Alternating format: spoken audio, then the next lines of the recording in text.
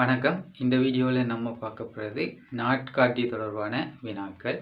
நாட்காட்டி தொடர்பான வினாக்கள் தான் இந்த வீடியோவில் பார்க்க போகிறோம். நம்ம ஏற்கனவே பேசிக்கிலிருந்து அட்வான்ஸ் மற்றும் நுண்ணறிவு வினாக்கள் அலகு ரீதியாக பார்த்து வரோம். அந்த வகையில் இரண்டாவது தலையங்கம் தான் இந்த நாட்காட்டி. ஏற்கனவே எண்தொடர்கள் தொடர்பான 2 வீடியோ போட்டிருக்கோம். டிஸ்கிரிப்ஷனில் லிங்க் தரேன், போய் பார்த்துட்டு வாங்க. ஸோ பேசிக்கிலிருந்து அட்வான்ஸாக எப்படி நம்ம நுண்ணறிவு வினாக்களை செய்யலாம்னு தான் பார்க்க போகிறோம். ஸோ இந்த வீடியோ உங்களுக்கு கண்டிப்பாக யூஸ்ஃபுல்லானதாக இருக்கும். ஸ்கிப் பண்ணாமல் பாருங்கள். ஸ்கிப் பண்ணால் உங்களுக்கு விளங்காமல் போகக்கூடிய வாய்ப்பு. ஏற்கனவே தெரிஞ்ச விஷயம்னா நோட் பண்ணி வச்சுக்கொள்ளுங்க. தெரியாத விஷயமா இருந்தால் கண்டிப்பாக உன்னிப்பாக பார்த்துக்கொள்ளுங்க. தெரிஞ்ச விஷயம் என்று அலட்சியமாக விடாமல் கண்டிப்பாக நீங்கள் உங்களுக்கு தெரிஞ்ச விஷயம் என்றாலும் நோட் பண்ணி வச்சுக்கொள்ளுங்க. நீங்கள் தெரிஞ்ச விஷயத்தில் ரொம்பவே அதிகமாக பிளவிடக்கூடிய வாய்ப்பு இருக்குது. கண்டிப்பாக ஸ்கிப் பண்ணாமல் வீடியோவை பாருங்கள். உங்களுக்கு விளங்கலைன்னா திரும்ப வீடியோவை பாருங்கள். ஸோ இன்னும் உதாரணம் உங்களுக்கு வேணுமெண்டா கண்டிப்பாக கமெண்ட் பண்ணுங்கள், போட்டுடலாம். இப்போ வீடியோக்குள்ளே போகலாம். காட்டி தொடர்பான வினாக்களில் நமக்கு முக்கியமாக தெரிய வேண்டிய 3 விடயம் இருக்குது. முதலாவது வருடம், அடுத்தது மாதம், அடுத்தது நாட்கள். ஸோ இந்த வருடம், மாதம், நாட்களில் நமக்கு மிக தெளிவு வேணும். ஸோ இதில் நமக்கு தேவையானது என்னென்னா, இந்த வருடம் லீப் வருடமா அல்லது சாதாரண வருடமா என்று நமக்கு கண்டுபிடிக்க தெரிஞ்சிருக்க வேண்டும். உதாரணத்துக்கு 2024 எடுத்தோம்னா இது லீப் வருடமா சாதாரண வருடமா எப்படி கண்டுபிடிக்கிறேன்னா, இந்த 24 கடைசி 2 நம்பர் 4ஆல் பிரிபடும் என்றால் அது லீப் வருடம். உதாரணத்துக்கு 24 எடுத்துக்கொண்டா 24 ஒரு லீப் வருடம். ஏன்? கடைசி 2 இலக்கங்கள் 4ஆல் பிரிபட்டா அது 4ஆல் பிரிபட்டு மிச்சம் இல்லாமல் வந்தால் அது லீப் வருடமாக கருதப்படுது. அப்போ முந்தைய வருடம் 23, இந்த 23 4ஆல் பிரிபட்டா மிகுதி பெறும். அப்படி மிகுதி வந்தால் அது சாதாரண வருடம். இந்த விடயத்தில் உங்களுக்கு தெளிவு இருக்கும். அப்போ நீங்கள் இந்த 2000 ஆண்டு கடைசி 2 0ல் வந்தால் என்ன செய்யணும்ன்றா, நடுவால் பிரித்து முன்னுக்குள்ள இலக்கங்கள், உதாரணத்துக்கு 20 இந்த 4ஆல் பிரிபடுற நேரம் மிகுதி இன்றி வருகுதா, மிகுதி இன்றி வந்தால் அதுவும் ஒரு லீப் வருடம். இந்த வருடங்களுக்கு இந்த 3 விஷயமும் உங்களுக்கு தெளிவாக இருக்க வேணும். விளங்கலைன்னா வீடியோ திரும்ப ஒரு பாருங்க. ஸோ இந்த 3 விஷயமும் உங்களுக்கு விளங்கி தந்தா தான் மிக முக்கியமாக அடுத்த கணக்கு செய்யல. அடுத்தது இரண்டாவது ஆப்ஷன் இந்த மாதம். மாதங்கள் தொடர்பாக உங்களுக்கு மிக தெளிவான விளக்கம் என்னத்தில் இருக்கணும்ட்டா, இந்த ஜனவரி மாதத்தில் எத்தனை நாட்கள், இந்த பிப்ரவரி மாதத்தில் எத்தனை நாட்கள், இந்த மார்ச் மாதத்தில் எத்தனை நாட்கள் என்று ஒவ்வொரு மாதமும் எத்தனை நாட்கள் கொண்டது, எத்தனை நாட்களில் முடியும் என்று உங்களுக்கு தெரிஞ்சிருக்க வேணும். ஆரம்பத்தில் 31 நாட்கள், பிப்ரவரியில் 28 அல்லது 29 நாட்கள் வரும் சாதாரண வருடம், அல்லது லீப் வருடம் என்றால் 29 நாட்கள். அடுத்தது மார்ச் 31, ஏப்ரல் 30. இப்படி மாதங்களினுடைய நாட்களினுடைய எண்ணிக்கை போகும். ஸோ நம்ம பார்த்தீங்கன்னா 2, 4, 6, 7 மாதங்கள் 31 நாட்களை கொண்டதாகவும், 4 மாதங்கள் 30 நாட்களையும், ஒரு மாதம் 28 அல்லது 29 நாட்களை கொண்டதாக இருக்க வேண்டும்.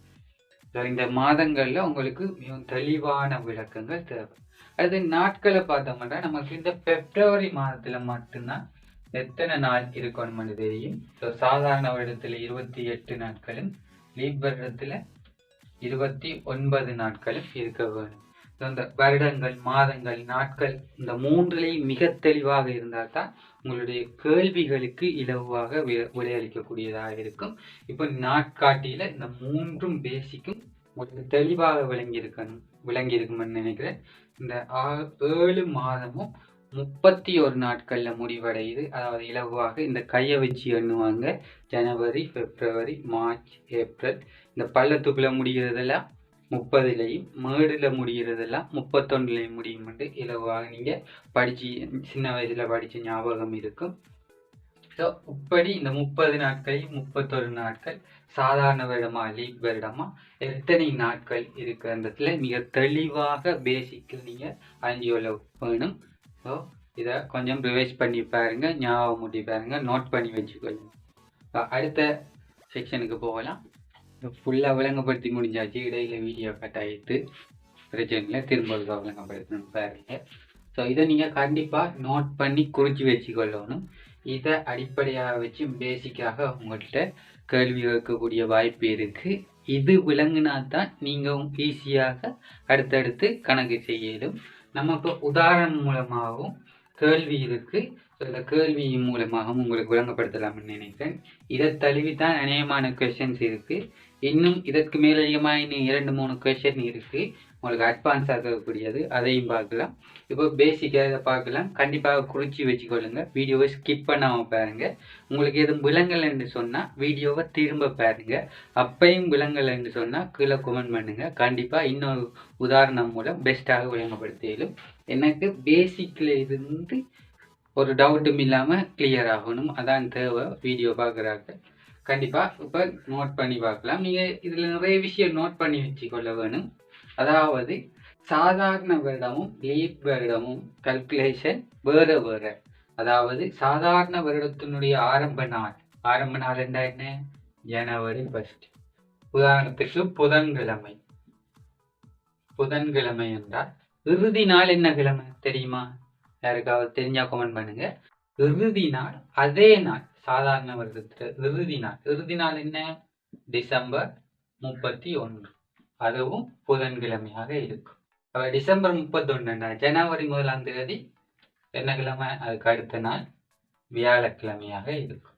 உங்களுக்கு டிரெக்டா ஜனவரி 1 காடி ஜனவரி 3ஆம் தேதி என்ன கிழமை என்று உங்களை குழப்புவாங்க. நீங்க இறுதி நாளை பார்த்து அதுக்கு பிறகு கால்குலேட் பண்ணி உதாரணத்துக்கு 3ஆம் தேதி, அப்போ 1ஆம் தேதி வியாழன், 2ஆம் தேதி வெள்ளி, 3ஆம் தேதி புதன் என்று கொடுத்து கொள்ள. அடுத்தது லீப் வருடம் கணிக்கக்குள்ள ஆரம்ப நாள் இதே புதன்கிழமை எடுப்போம். புதன் என்றால் இறுதி நாள் என்ன கிழமையாக வரும்?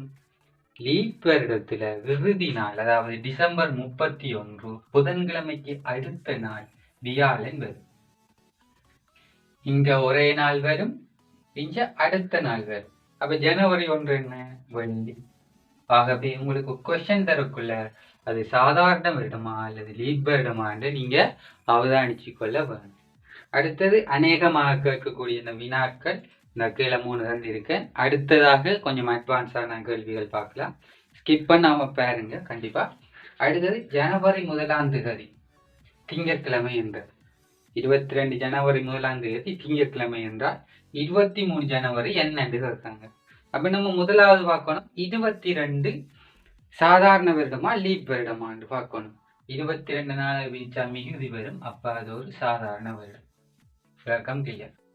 இரண்டாவது சாதாரண வருடத்துடைய ஜனவரி 1ஆம் தேதி திங்கள் என்றா சாதாரண வருடத்துடைய டிசம்பர் 31ஆம் தேதி என்ன கிழமை? அதே கிழமை திங்கள். அப்ப ஜனவரி 1ஆம் தேதி என்ன கிழமை? அடுத்த நாள் செவ்வாய். இது பேசிக்கா நீங்க தெரிஞ்சு வச்சு கொள்ள வேண்டிய கொஸ்டின். இதுக்கு எதுக்குமே கால்குலேட் பண்றதில்ல. கால்குலேட் பண்ற கொஸ்டின் அடுத்ததாக இருக்கு. உதாரணத்துக்கு ஜனவரி 1ஆம் தேதி திங்கட்கிழமை 240வது நாள் என்னென்று உங்கள்கிட்ட கேட்காங்க. ஸோ இப்படி 240 நாள், 185வது நாள், 220வது நாள் என்று கேட்கக்குள்ள நீங்க 240 7ஆல பிரிக்க வேண்டும். எந்த நாள் எத்தனையாவது நாள் கேட்காங்களோ அந்த நாளை 7ஆல பிரிக்க வேணும். பிரிக்க 240 7ஆல பிரிச்சா 34 2 மீதி வரும். 2 மீதி நமக்கு தேவை இந்த மீதி. ஆகவே இப்போ ஒரு விஷயம் சொல்ல போறேன், குறிச்சு வச்சு கொள்ளுங்க. 1 மீதி வந்தால் அதே நாள், அதாவது திங்கட்கிழமை என்றால் திங்கட்கிழமை. 2 மீதி வந்தால் திங்கட்கிழமைக்கு அடுத்த நாள் என்ன? செவ்வாய். 3 மீதி வந்தால் புதன். 4 மீதி வந்தால் வியாழன். 5 மீதி வந்தால் வெள்ளி. 6 மீதி வந்தால் சனி.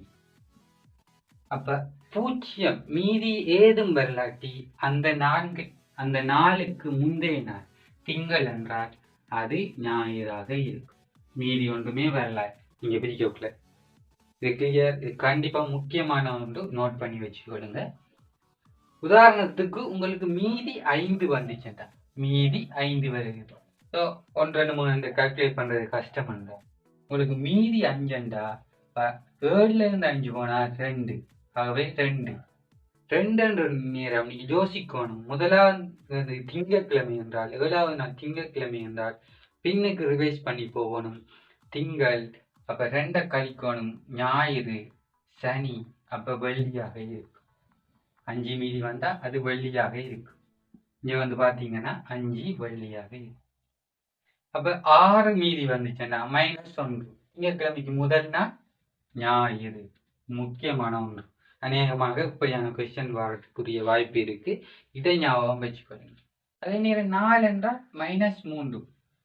அப்ப திங்கட்கிழமை என்றால் 3 நாள் முன்னுக்கு வரணும். ஞாயிறு சனி வெள்ளி வியாழன். 4வது நாள் வியாழன். ஓகே, கண்டிப்பா இந்த விஷயம் உங்களுக்கு விளங்கிருக்குன்னு நினைக்கிறேன். கண்டிப்பா குறிச்சு வச்சு நோட் பண்ணி வச்சு ரிவைஸ் பண்ணி திரும்ப படிங்க. இது கேள்வி விளங்கலைன்னா திரும்ப ஒரு வீடியோவை பாருங்க. ஸோ இதில் டவுட் இருக்குன்னா கீழே கமெண்ட் பண்ணுங்க. கண்டிப்பா இன்னொரு உதாரணம் மூலம் கண்டிப்பா இன்னும் டீப்பாக உங்களுக்கு விளங்கப்படுத்துகிறேன். ஸோ அடுத்த செக்ஷனுக்கு இப்போ போகலாம்.